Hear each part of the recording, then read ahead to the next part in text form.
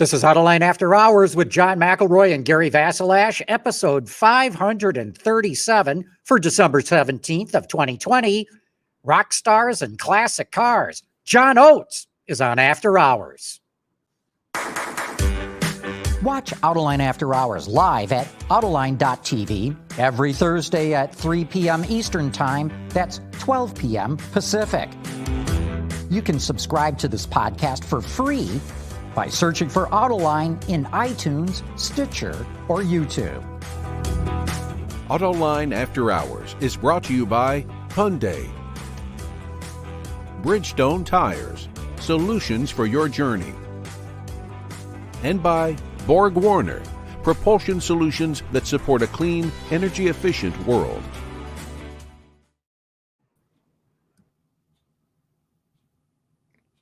John, how are you? It's our last show of the year. It's the Christmas show. Notice. Well, I guess that's the way to look at it. Notice the sort of candy cane look that I've acquired here for representing for the Christmas holiday. Yeah, well, here's the real question. You been naughty or you been nice? Please, come on. We've been doing this all year long. COVID or no COVID, we've been here. We've been doing it. So I say nice. But okay. That's just me. That's just me. But I'm sure that there'll be many disputes.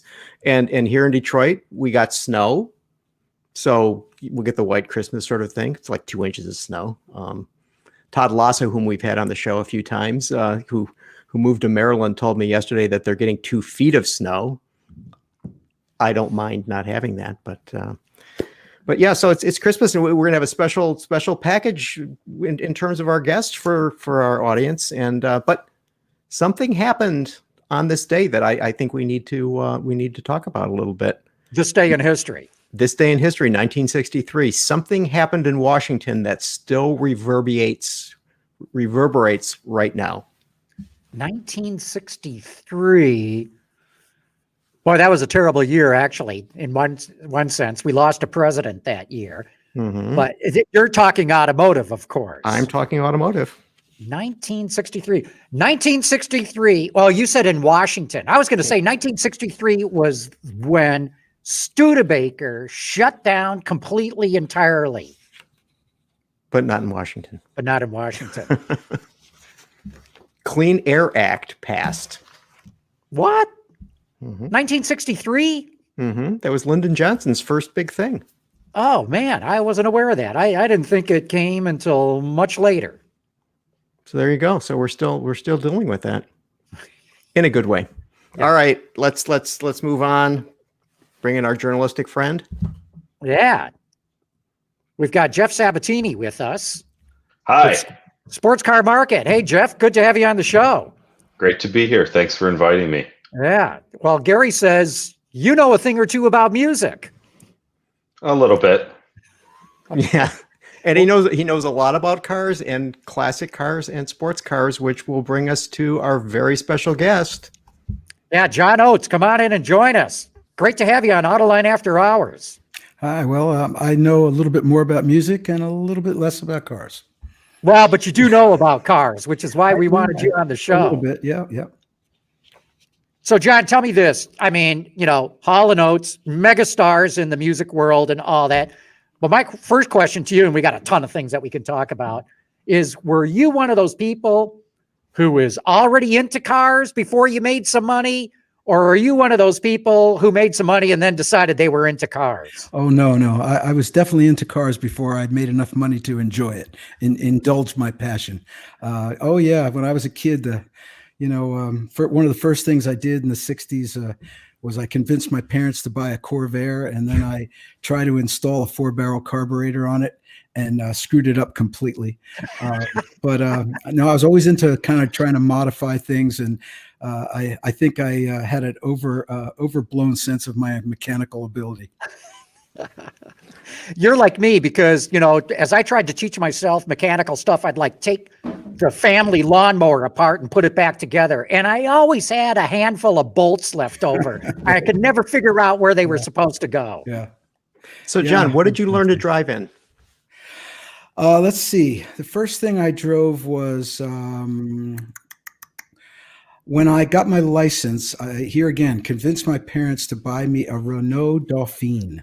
No. Yes, I had a thing about foreign cars, small rear-engine foreign cars. I guess being short, that kind of worked for me. But yeah, I had a Renault Dauphine. It was I don't know if you guys remember, but it had a city horn and a country horn. That was like one of the weird things they advertised about that car. You know, it had a little switch under the right under the steering wheel. You know, and it could go beep beep boop boop beep beep boop boop. I thought that was kind of fun. Man, I bet you wish you had that car today. Those were rare even back then. In this country. It was a fun little car. And then we got the Corvair, and then I convinced my parents to buy a GTO because I told them it was a whatchamacallit. I'm losing it. A family car? Yeah. Yeah. Very quickly going to the grocery store to get milk. Yeah. The family that speeds together stays together. Ah, very good. Excellent.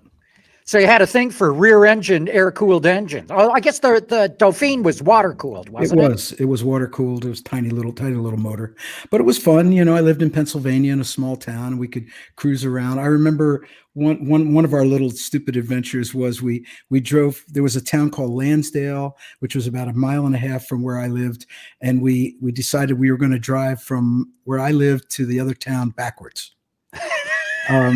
In reverse, and we managed to pull that off. Luckily, country roads didn't have a lot of traffic. But, you know, stupid stuff that teenagers do. Well, you know, a Dauphine, you almost couldn't tell if it was coming or going. Well, sort of. So, okay, so you grow up, you get into music, and then what do you buy? Well, you know, one thing I found a very common trait among musicians and who become successful is the first thing they do is buy a car. I mean, I can always tell. It's funny living in Nashville for the past 10 years. I can judge people's success by when I see them on this, you know, what they're driving. It's kind of funny, you know. I would come home and tell my wife, "Oh, I saw so and so go by in his, you know, in his Bugatti," you know. And I said, yeah. Well, that must have been a huge hit. But it's funny. But let's see. The first thing I bought was that was kind of sporty, and I bought a Alfa Romeo Spider in 1973, which I loved. And I loved that car. It was black with a tan interior.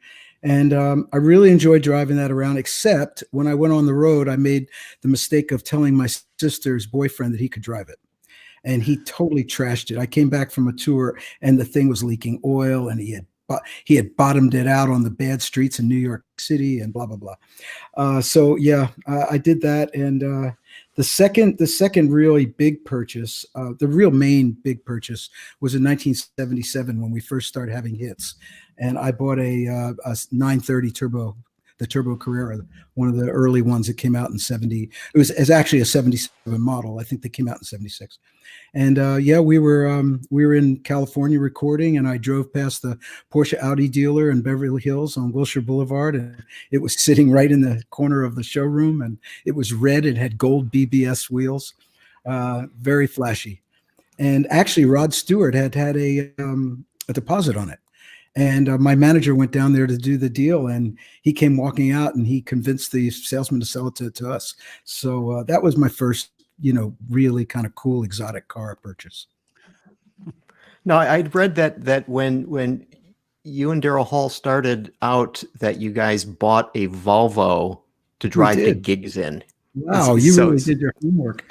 We did. Wow. We bought a P544. You know, the one that kind of looks like a 40 Ford.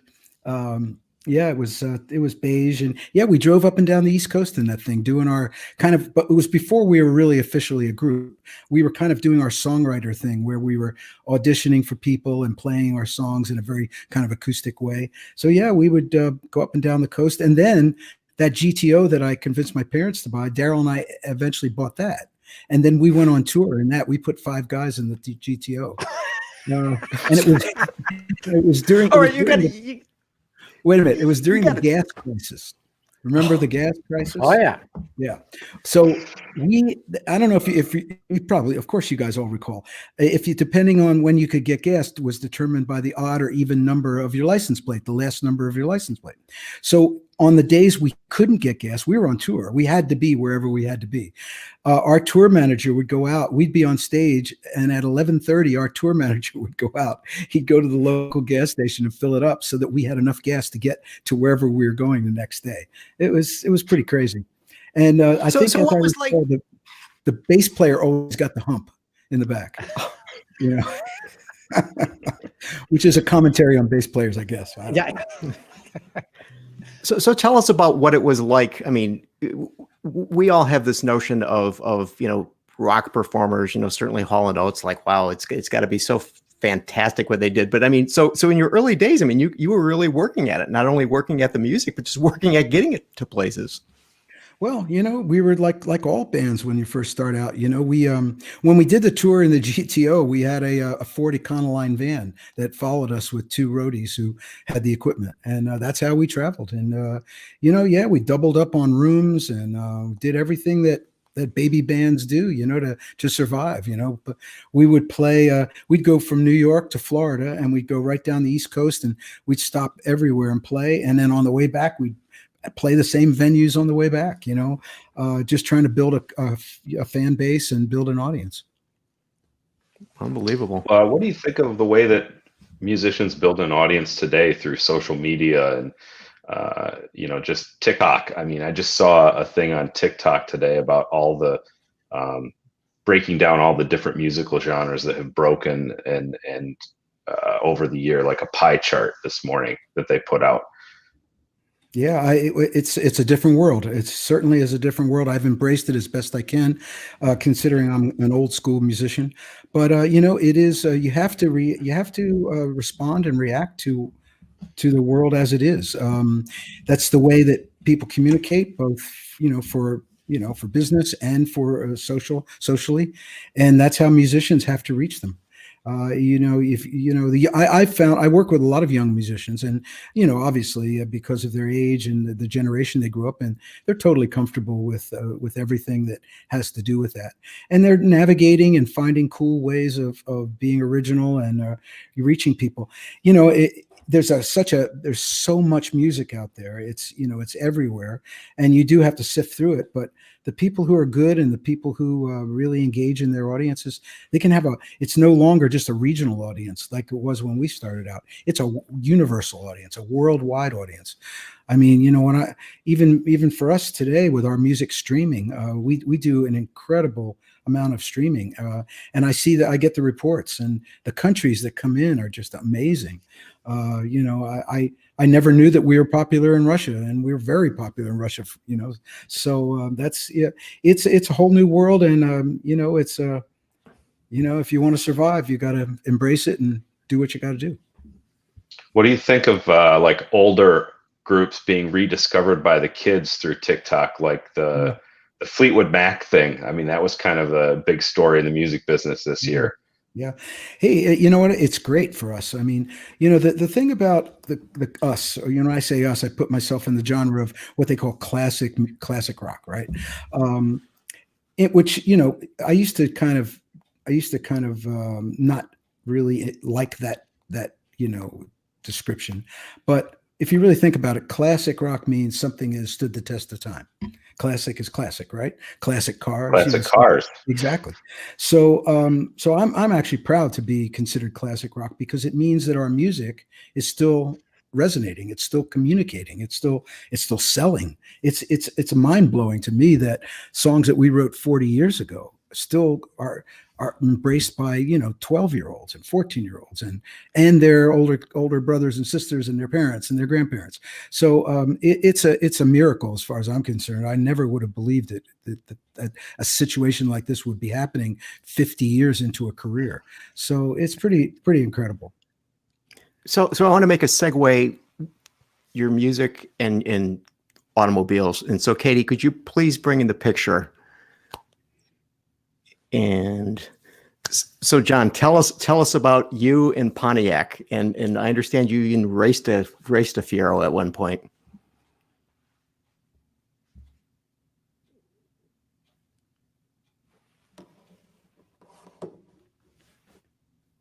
Oh, did we freeze up here, or is it just me? I hear you. Can you hear me? Yeah. I think we lost John. Oh, we lost him. He'll be back. I think we got an internet issue here. Hey, you Or know the what? Fiero scared him off. Yeah. Or that happened. Hey, look, why don't we take advantage of this and take one of our quick commercial breaks right now, and shout out to our friends at Hyundai. What's the weather tomorrow? High of 64. Find me the closest coffee shop. 20 results found. And a date for tonight. Oh, you're good. Introducing dynamic voice recognition in the all-new Hyundai Elantra.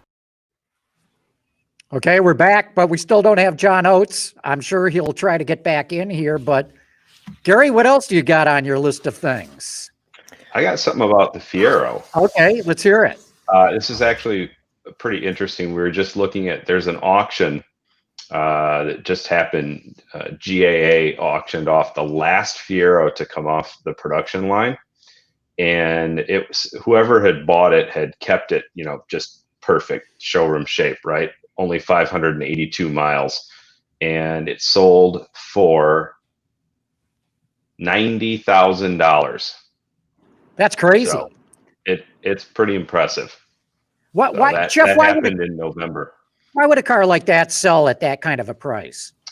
Well, let's unpack what you just said. So a car like that, meaning a car that's not, was never anywhere close to that kind of price, even when it was new, and that wasn't, you know, wasn't a huge success. The Fiero was not a widely loved sort of thing, but it was a real niche sort of car. A lot of people, especially in the Midwest, really liked it. A lot of people who, you know, are very into General Motors products really liked it. And especially now that Pontiac has kind of become an orphan brand, Pontiac fans are, have become even more dedicated, I think. So all that said, there right now is this sort of thing going on in the collector car community where people are paying really, really obscene amounts of money for cars with almost no mileage. And this idea of owning these, you know, cars that were essentially put into bubbles when they were new, it's really gained a lot of traction recently, especially for online sales, because I think when people, and this car didn't sell online, but when people buy cars online, a lot of these really low mileage cars, people aren't buying them to drive them anyway. So if they know that the car's been kept perfect and it has no miles on it, they're not going to drive it. It's just essentially a museum piece. Then they are happy to, you know, make that transaction without having to inspect the car. So that makes it an online sale much easier. Yeah, I So- remember what GM developed that car. It was a guy named Hulky Aldacacti who ran the program, and he wanted it to be a plastic bodied car, as he told me, so that 20 years in the future, people will still see that car and it's not going to be rusted out and they're going to like it. Well, 20 years ago came and went 20 years ago. And it's amazing to hear that they're paying this kind of money for you know, a low mileage Fiero. Yeah. Well, it's also dealership condition. And the sun has decided to come out and shine right into my window. So I'm going to put my blind down real quickly. And then there were two. And then it's just you and me, Gary. That's right. Up. I think And we're I'm gonna back. Hey, he's back. Hey, All there's right. John. What were we saying about technology? Yeah. I hate living in the future. Yeah, I'm on. Yeah, my wife's checking on me. She's my IT person. Excellent. I'm sorry. My internet's usually pretty stable. I don't know what the heck happened, but Hey, we So- just so learned to live with this. That's all. yeah. So did you see the poster before your internet went down? Here we go. Oh, So tell us about your experience with the Fiero. Now, not just promoting it, but I understand that you raced a Fiero. Yes, it was the golden age of corporate sponsorship with rock tours. We were one of the first bands to actually do things like that. And there was a stigma against it at certain periods of time, especially in the 70s and even in the early 80s. But we were approached by a guy that you will all know, Mike Joy. Oh yeah. Who, Mike was working for the agency that handled Pontiac at the time, the ad agency.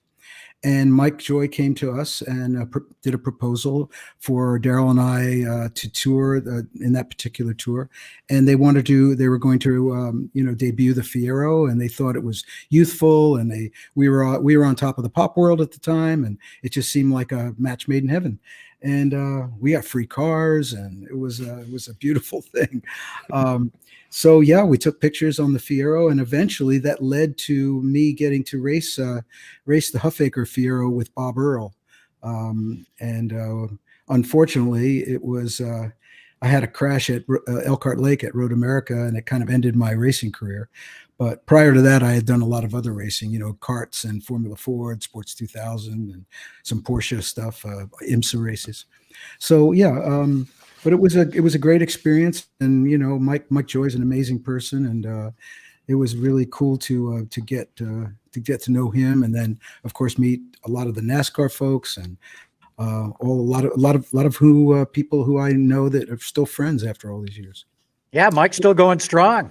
Yeah, it's interesting that at the top of the show, when John McElroy asked you about whether you were interested in cars before you became successful. I mean, I think what people don't realize is that you actually went to racing school and I mean, are a serious driver. I drove for a number of years. I started in karts in the 70s, and then I moved into Formula Ford.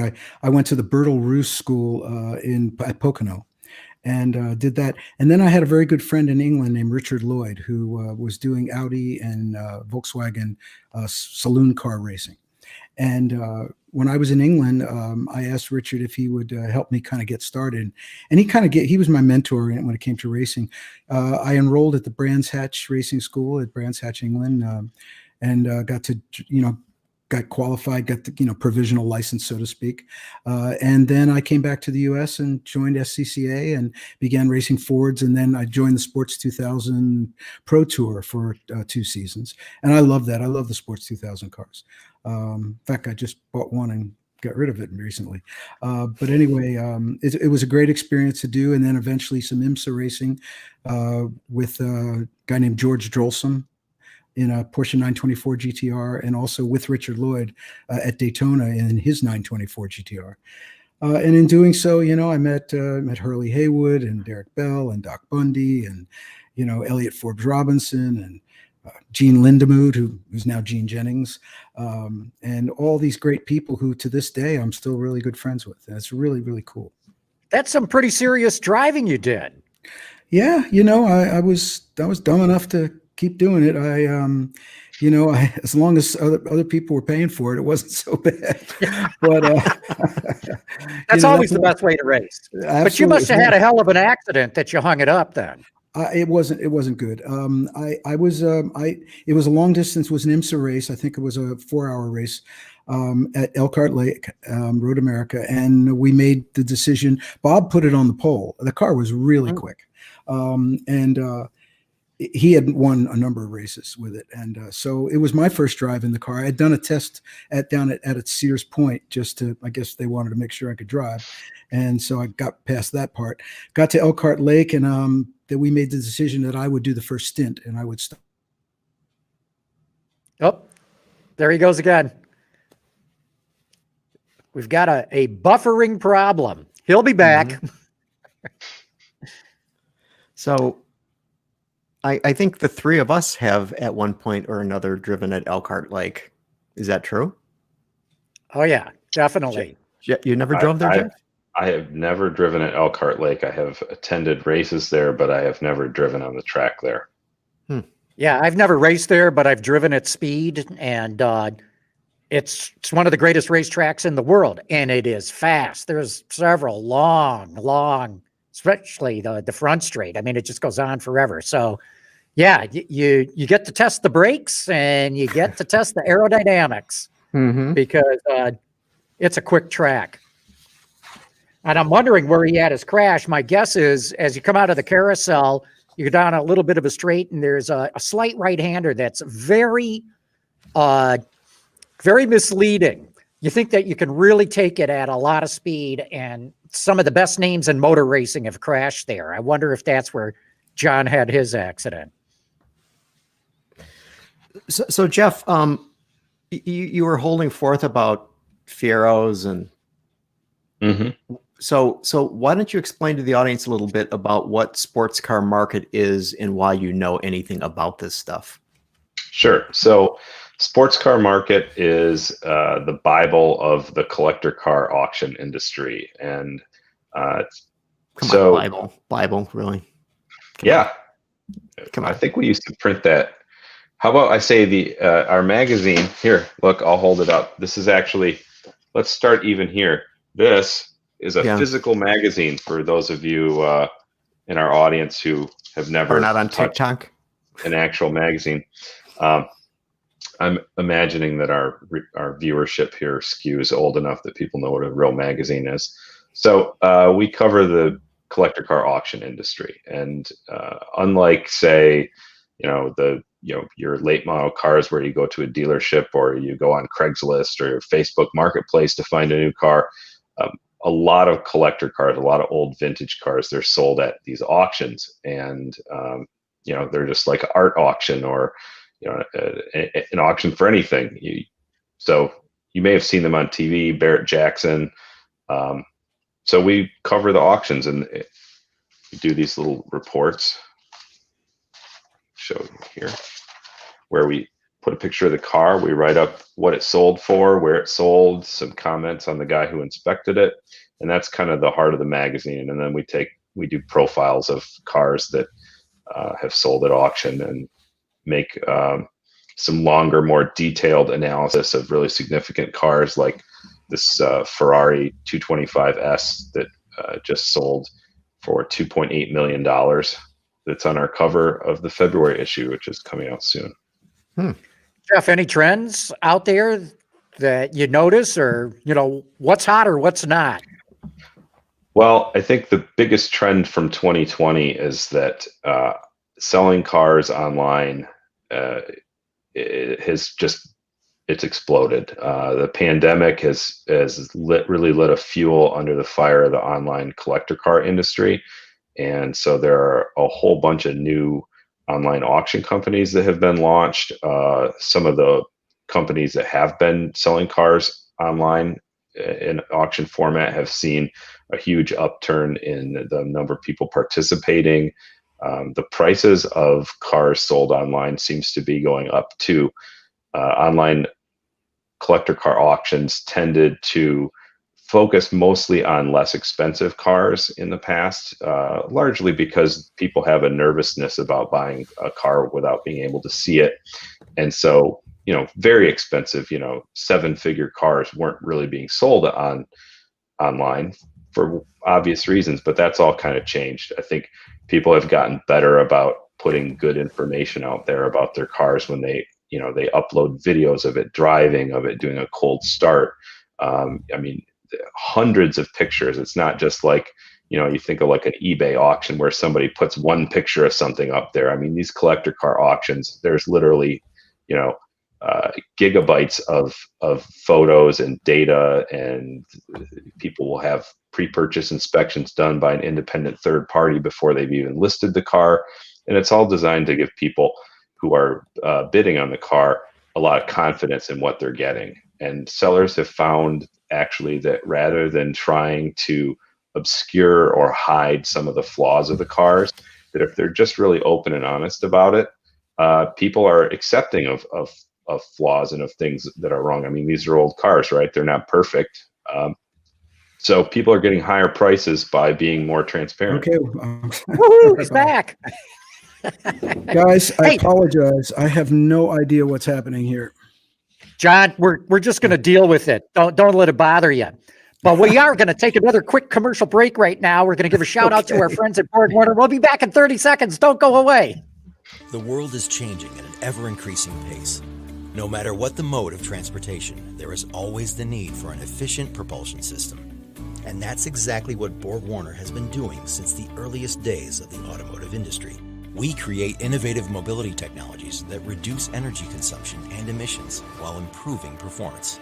Our proven track record has made us an industry leader in forward-looking propulsion solutions for combustion, hybrid, and electric vehicles.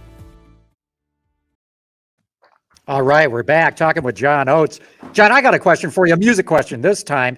Are you one of those people who really struggles and has to craft a new song, or does it just pour out of you?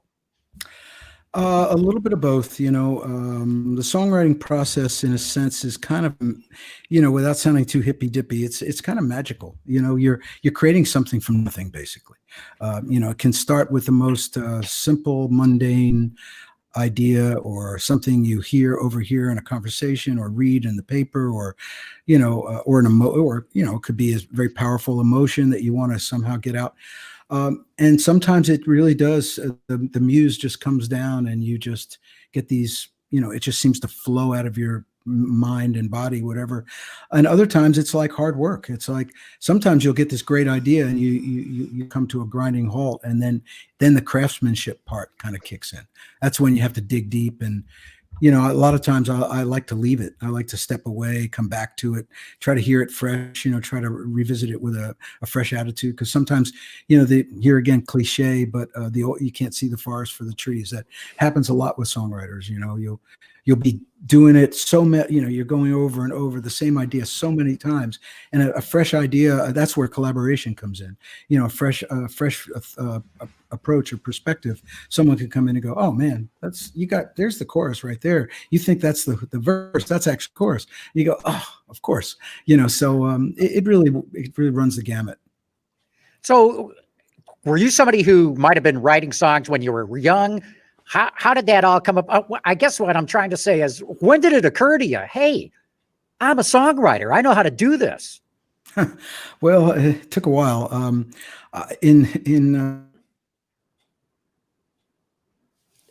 Darn it. He froze up again.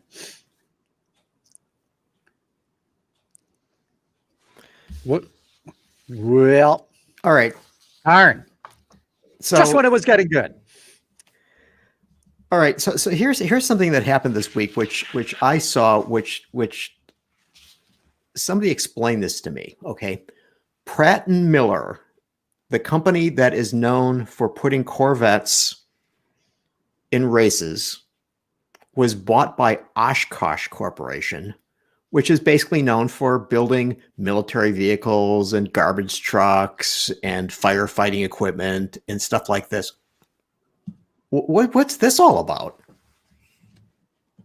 Well, I've been to Pratt Miller. It is a tech company. Even though Corvette racing is what it's famous for, these guys, I mean, they work on top secret military programs. Oshkosh does a lot of work with the military. Pratt Miller does incredible programming skills. Everybody's desperate for programmers these days. They have tremendous knowledge of working with different materials and manufacturing processes. My guess is that's why they went for Pratt Miller. What do you think, Jeff? What's the first rule of the auto industry? Always make money. I mean, why does any company buy another company? It's usually based in finance, right? It just seems odd, though, no? I wouldn't know. No. All right. So here's something you would know something about. So not only do you know about classic cars and sports cars and things like this, you know a little something about contemporary cars. And so Toyota announced the second generation Mirai, and what they've done with this car is basically made it $9,000 less than the first generation car. So you can get into one for $50,495. And so, Jeff, I know that you've driven the first generation Mirai, and I know that Yes. you made a comparison with the Honda Insight. Clarity. Clarity. Yeah. So the question is, Well, these are fuel cell vehicles. So, Yes. I mean, let's just state that, because the bottom line with all the fuel cell vehicles, and Hyundai has one too, is that, I don't really think it matters what they cost. Nobody who is jumping on the fuel cell bandwagon is really, cost is not the issue for those vehicles. Accessibility of the fuel is the issue. So although Toyota has lowered the cost, I'm sure, I mean, that's great. Nobody wants to pay more for a car, but I think the real issue, again, is where can you use the car? How many fueling stations are there? There aren't many. They're only in California for the most part. They have yet to be opened outside of essentially a test area in California. And it's still very expensive, and everybody's still losing money at the deal. So, like I said the last time, what's the first rule of the auto industry? So, John, what do you think about it? Well, look, the Koreans and the Japanese are fully committed to hydrogen as countries, not just as auto industries, and the auto industry is following what the government wants. You see other work being done for long haul trucks, not much else. I mean, GM and Honda are working collaboratively. We'll see where that goes. There's been a lot of development work in Europe. Nobody seems to be pursuing it in a light vehicle standpoint. Iveco obviously going with Nikola for long haul stuff. We'll see. I mean, EVs had a huge hurdle to overcome over the last couple of decades. Same's going to be true for fuel cells. All right, we got John back. Well, folks, I am stretching the limits of my technical ability here. I just switched to my desktop computer, so hopefully this will make it work. Yeah. So where were we? We were talking about when I banged my head on the Armco barrier, and that's why I can't continue this interview very well. Is that what's going on?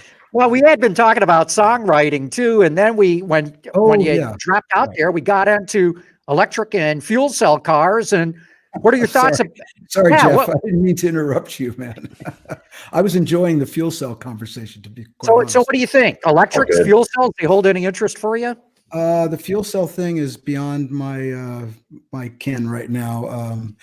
I think the electric technology is obviously happening, and it's happening quickly and getting better and better. So, yeah, I mean, I've never been I'm still a kind of a heat and friction, kind of petrol kind of guy. But, I'm taking a look at some of these newer hybrids that are coming out, especially with my favorite brands, Audi, Porsche, and Audi. So, yeah, it's happening. And I think it's a good thing. I mean, I know the performance is there when they want it, and it's kind of cool. So, but I'm still in that mode where I'm kind of still going to the gas pump. So I want to ask you. We'll get to your Porsches and Audis and other interests, but I got to ask you this. So apparently, you drove a lot of pickup trucks through the years. Tell us about that experience. Wow, you have really done some homework. I moved to Colorado and let's see, it was 89. And as soon as I got out there, actually a good friend of mine, and I don't, without dropping too many names, Danny Sullivan lived in Colorado, and he and I became very good friends. And I remember Danny, when I first got out to the high mountains of the Rockies, and, he said, "Hey man, if you're going to have a car out here, there's only two things you got to have. A lot of cubic inches or a blower." So I learned that lesson pretty quick. But the first thing I did was I bought I think I bought a Dodge Dakota. That was my first pickup back in the early 90s. And that was a really nice little pickup truck. Did a lot of work. We were building a house and hauled a lot of lumber with that thing. I remember one time I went over the mountain pass to a lumber yard to get ton of lumber, and I probably overloaded this thing way, way too much. And I remember coming back over the mountain pass, the front end was so light because I had so much in the bed that I could barely steer. The car was just like wandering down the road. But the Dakota, the Dakota made way to a Tundra. Toyota Tundra, and then a Tacoma, and then another Tacoma. And my son just got a Tacoma after he graduated from college. So, yeah. Being in Colorado, you got to have a pickup truck. So it's about doing the work. I mean, that was why you were a pickup guy. We lived on a dirt road. We still live on a dirt road out there. We still have our house out there. And, between the rock chips and snow and stuff. And, I was a big fan of the Blizzak tires early on. I got into the Blizzaks really early on. And always every winter I'd always mount up a set of Blizzaks on all our cars on a separate set of wheels. And it was one of my autumn chores to jack up the cars and put the winter wheels and tire sets on, and man, I'll tell you what, a good all-wheel drive or four-wheel drive vehicle with a set of Blizzaks in Colorado, magic. Totally I think agree. The last 3 times I've been in Colorado, it's been as a guest of Bridgestone. So, yeah. Spent a lot of time driving. Yeah. Spent a lot of time with Blizzaks, huh, Jeff? Yeah. I like Blizzaks. They're good tires. They are. They are. In fact, I've always said if I had to choose between snow tires and all-wheel drive, I'll choose snow tires first. Mm-hmm. Every time. And I mean, the combo's the best, but I had to convince some of my friends out there. One of my neighbors who used to haul his snowmobiles up the road to the national forest. He always had studded tires, and I had the Blizzaks on my truck, and I always said, man, I know studded tires are good when it's really, really icy, but I'll tell you, these Blizzaks are something. And he was hard to convince, but after a few years, he switched over and he was like, I can't believe it. He goes, these are amazing. So, and there's a few other brands out there that are actually pretty good too. Yeah. So John, you curated a suite of vehicles at Amelia Island, and which brought to the attention of everyone your 1960 Porsche 356. Tell us about that car and how it came to be. It sounds like a very special car to you. Oh, yeah, it is very special. The outlaw build, and it's what was happening was I was getting ready to turn 70. I was born in 1948, and knowing a bit about I've had a number of Porsches over the years, and knowing that Porsche was about to celebrate their 70th anniversary, I thought, that's kind of interesting that we're both the same age. And I was on tour in California, and as most of us do, surfing the web, looking at cars and all sorts of things, and I ran across these outlaw builds that Rod Emery was doing, and I had a day off. I was in LA, and I literally went on his contact. I found his phone number, called him up, and I introduced myself, and I said, "Hey, man, love to see what you're doing." He was so friendly. He said, "Come on out." So I went out to North Hollywood, where his shop, where Emery Motorsports is. And I literally just drove in my rent-a-car and walked through the shop, and he was super friendly and started showing me his work. And I immediately picked up on how artistic he was and how he had this incredible deep, not only knowledge, but reverence for the Porsche brand. I mean, he likes to tell the story that he came home from the hospital in a 911 when he was born. And it's true. And so he just, he knows so much about the history of Porsches, and, 356s are his sweet spot. And when I saw the quality of the work and how reverential it was to the original, but yet at the same time, he had this Southern California hot rod mentality, aesthetic, and him and his father would soup up these 356s, and they were the purists, the Porsche purists, didn't really care for it at first, and eventually, of course, they become more than accepted. But I started to really dig in deep about what he did and how he did it, and he gave me a chance to drive one of the cars that was on, at the shop at the time. And I drove it, and I was like, oh man, because, I had driven stock 356s before, and I know what they're like. And all of a sudden I went, whoa, this is a whole other level of thing here. And I thought to myself, you know what?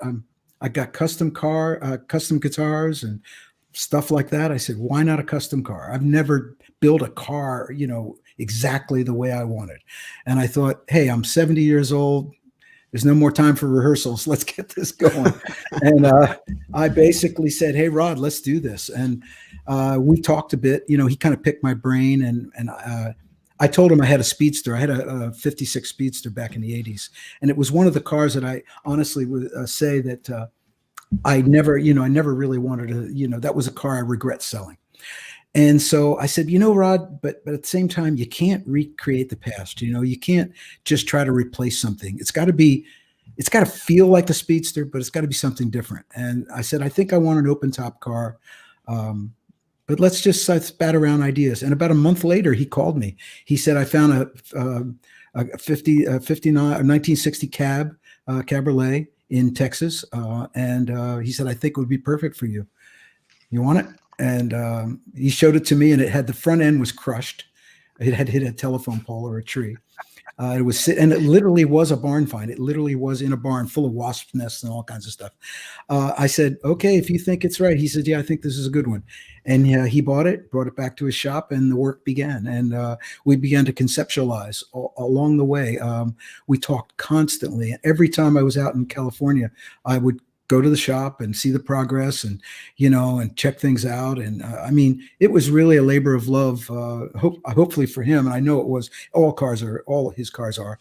But for me, it was just, every detail, I wanted to learn and get involved. And it just became a very special, and it became a friendship between Rod and his family and me and my family. And through that friendship, I kind of got my car mojo rekindled. I know I'm mixing metaphors here, but it's just all of a sudden, on an island, I'm meeting Bill Warner and Chris Brewer and reuniting with all my old racing buddies, and it just was a really amazing experience. In fact, I have to admit that when the car was finally finished, as excited as I was to get it, I was actually depressed because I knew I wasn't going to be working on it with him anymore.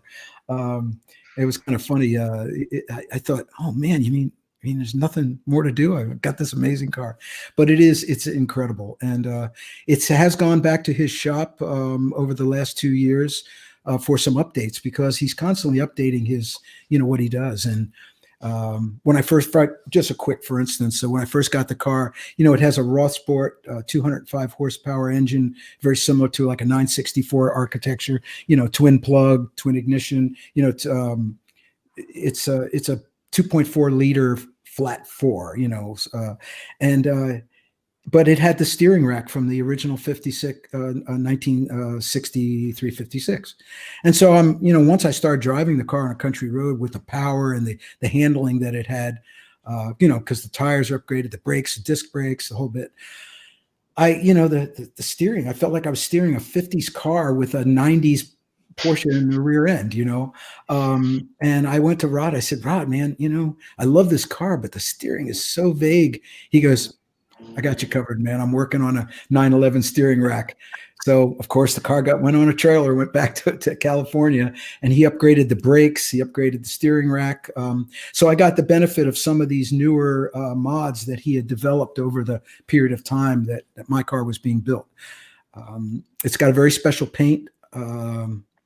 It's a paint that could not be done in Los Angeles County due to the EPA.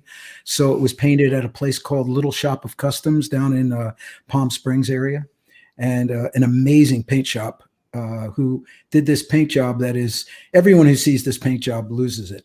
It started out as graphite metallic, which was a color from the 1950s, but we had a very tan interior with Italian leather seats, and there's the German square. Wow, that's awesome. Yeah, it's gorgeous, and we wanted to pick up the colors of the interior. So I asked Rod. I said, the graphite metallic, a little bit of a bluish purple cast. I said, can we add a bronze to it, so that instead of the bluest cast, it would be more of a bronze that would pick up the interior. And I think that was the magic formula that really tied the aesthetics of the car together, because the paint is absolutely incredible. And so everyone who sees it, the first thing they do is they go, that paint. So he's just really proud of it. It's got a removable hardtop, which Rod chopped as well. Lowered it about 3 inches. He raked the A pillar back. He raked the headlights back slightly. There's a lot of subtle body work in that car that, sure, at first glance, hey, it's a 356. But when you really look at it, you realize there's something going on here with that's where his genius is, in the craftsmanship of his subtle, but very, very beautiful body work. Yeah, I was going to ask you about that. You talked about wanting an open air car, but from the pictures, it looks like a hardtop. Well, the hardtop is so damn nice that I don't want to take it off. And I'm afraid if I take it off, I'll never get it back on again the right way. I do have a soft top. Rod actually crafted a frame and a canvas top, a very, very speedster-like canvas top. There's actually, when the car was delivered to me at Rensport Reunion 2 years ago or 3 years ago now, it had the soft top on it. And that was the only time I've ever driven it with a soft top. Right after that, Rod put the hard top on, and quite frankly, I never took it off. Hey, we got to take our last commercial break. We'll be back in a few seconds, but shout out to our good friends at Bridgestone.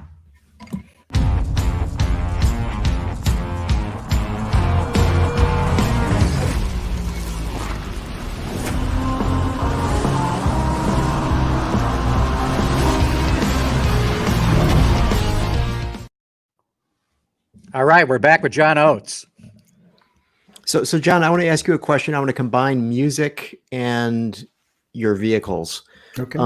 You alluded to this, and Katie, maybe bring up the picture that Jeff made as I asked this question. So, okay, so here's the thing. You mentioned that you drive your 356, and you mentioned custom guitars. Do you believe that even special cars and special guitars need to be played rather than stuck in a cabinet somewhere? Absolutely. Yeah. Cars are meant to be driven. I'm a firm believer of that. And absolutely the same with guitars. A lot of people ask me about, well, you must have a huge guitar collection. And I do have a lot of guitars, but the guitars I have are working guitars. If I play it and I have a need for it and I know it does something specific, I'll keep it. If not, I really don't keep guitars that just to, keep in a closet or hang on the wall. So I feel the same way about the cars. I'm actually in the process of building another car right now. Well, when I say I'm building a car, I'm actually writing the check. But I would like to say I'm building it. It's being built by Kevin Jeanette at Gunner Racing in Florida. And we're doing a 914-6 GT tribute. And we found a 914-6, a really nice, really good one in last summer. And Kevin Jeanette and his wizards at Gunner Racing are putting it together right now. And it's I can't really reveal what it's going to be like, but it's going to be, let's put it this way. The nickname for that car is the Badass 6. So we'll just leave it at that. And we'll see what Kevin's, creative mind turns it into. Good stuff. Can't wait to see when you can show that. Yeah, for sure. Manual or automatic? Oh, yeah. Take a guess. Man, oh yeah, right on. What about paddle shifts? Look, with the modern supercars, the especially in the Porsches, the PDKs are so good. I mean, I've been on the track in a GT3 with the PDK, and I was shifting. At first I was shifting, and and then finally I realized, what? Let George do it. It's so much better. And honestly, my lap times went down. The smart transmissions are, without it, they're in keeping with the speed and the performance of these modern supercars. The idea of a manual shift in a modern supercar is anachronistic. Sure, it's fun to to make the shifts and the clutch and do all that skill that's involved in that, but it doesn't. They don't go together. It's like the supercar was meant to have a super transmission. It's just the way it should be. Yeah, but you're going with a manual, and I agree with you. If you're going on the track and especially if you're competing, you want something that's just going to bang them off automatically the same time every time. Yeah. But if I'm out on a country road, I like heel and toe. I like the satisfaction of matching the revs just perfectly. Yep. You just can't beat that. Well, everyone knows, a lot of people know me as a Porsche guy, and I'm definitely a Porsche guy, but I do have an MGA twin cam. 59 twin cam. And I have to say that one of my favorite things to do is a country drive in an MGA twin cam. I mean, you talk about going back in time, and you talk about the everything about it, the smell, the sound. You know, it's a roadster, you know, so the top is always down. And that you know, shifting that thing and double clutching, and that experience is just, you just can't beat it. Does that have synchros in the gearbox or no? Except for first. Except for first, yeah. I like being able to upshift as well as downshift, not using the clutch. Well, you know, if you're good and you don't mind, you know, if you have a crash box, I mean, I'm in my, you know, in my Sports 2000 cars, that's, you know, had a Hewland crash box, and, you know, you never used the clutch once you left the pits. I mean, you could dip it a little bit here and there on a downshift, but if you rev matched it properly, you know, you could just bang it, you know. Yeah. What's your daily driver? I drive a Audi RS5 Sportback because it does everything it needs to do here in Nashville. It's got a huge trunk. I can load amplifiers and all kinds of cool stuff in it. It's fast as hell. I think it's a wolf in sheep's clothing. A lot of people don't realize. I remember going on YouTube and seeing a guy drag racing on the new 911, the 992, against the Audi RS5, and the 992 was less than a tenth of a second faster in a quarter mile. You know, so, and it's you know, it's comfortable. It's got heated seats. It's got heated steering wheel. It's got all-wheel drive. It's got 450 horsepower. I mean, what more could you want, you know? Mm-hmm. So, yeah, I'm a fan. Out in Colorado, my wife has a Q5 that she likes to drive. And and we got a Porsche Macan as well. So, you know, it just, for me, it's enough of a car to feel like a car. And it's got enough utility to do all the things that I need to do when I'm, you know, kind of running around town.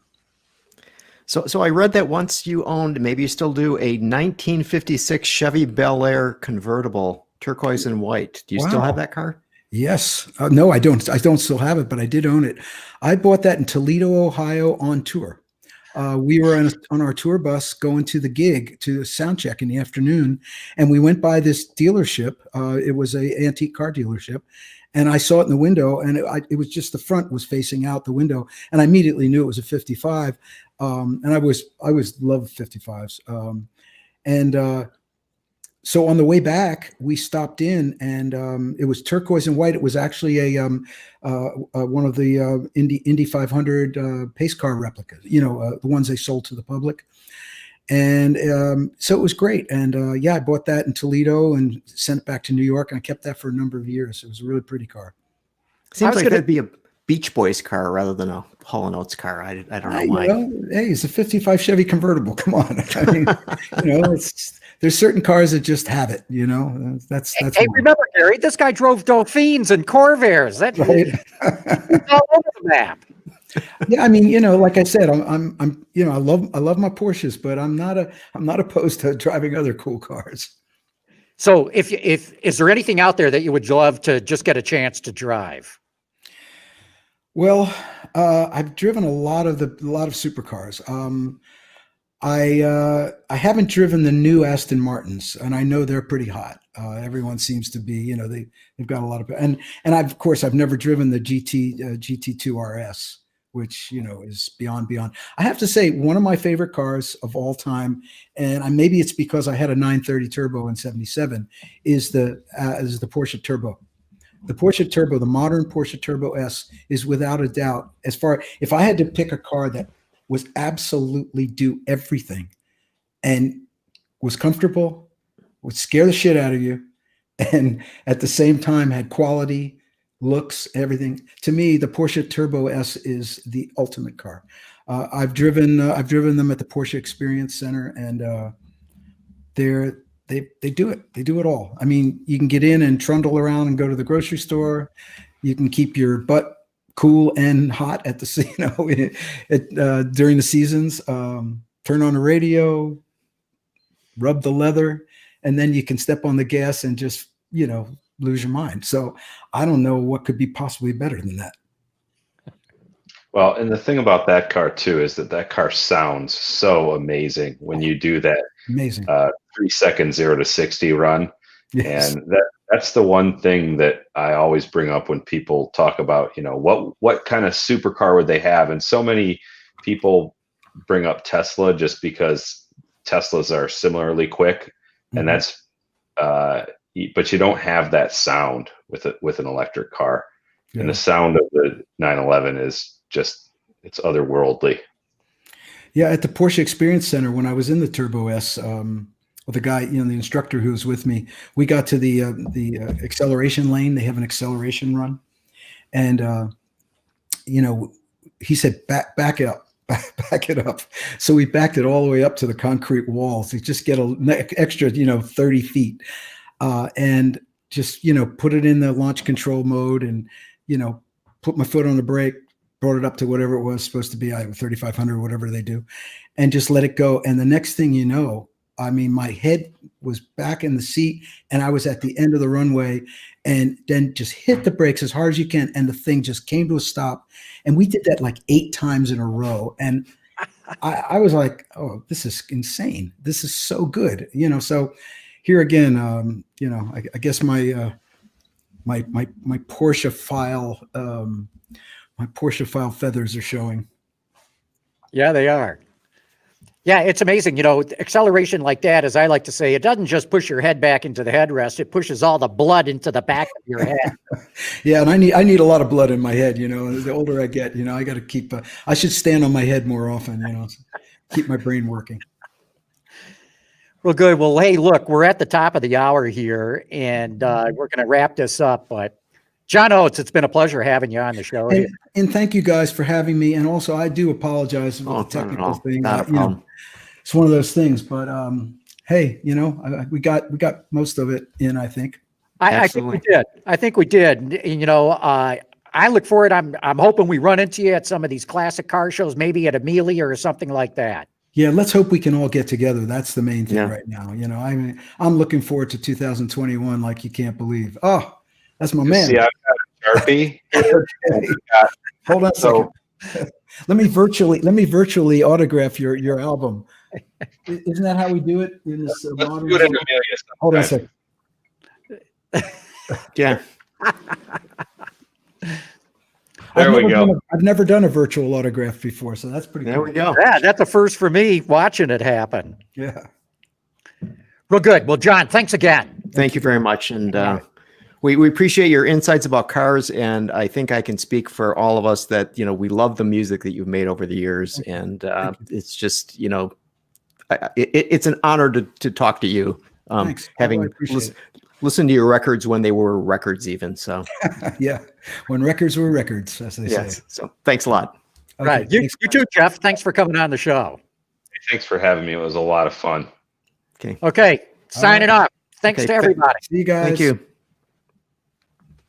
Autoline After Hours is brought to you by Hyundai, Bridgestone Tires, solutions for your journey, and by Borg Warner, propulsion solutions that support a clean, energy-efficient world. Visit our website, Autoline.tv, where you can watch us live Thursday afternoons. Get your daily fix with Autoline Daily and in-depth analysis and interviews with Autoline This Week. There's all that and much more at Autoline.tv.